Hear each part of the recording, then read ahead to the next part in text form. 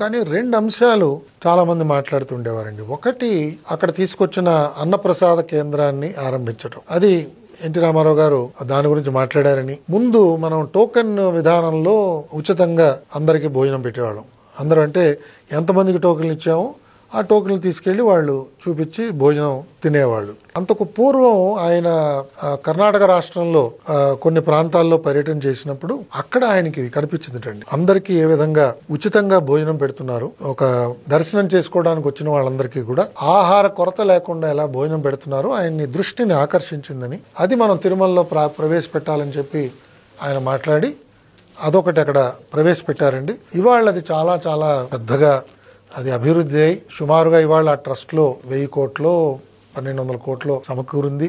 అనేక మంది దాతలు ఇప్పటికి కూడా దానికి అనునిత్యం చేస్తున్నారు. అనేక ప్రాంతాల వాళ్ళు కూరగాయలు ఉచితంగా పంపిస్తుంటారు, పప్పు దినుసులు పంపిస్తుంటారు, బియ్యం పంపిస్తుంటారు. అది చాలా జనరంజకంగా భక్తులందరూ కూడా దాన్ని స్వీకరిస్తున్నారు.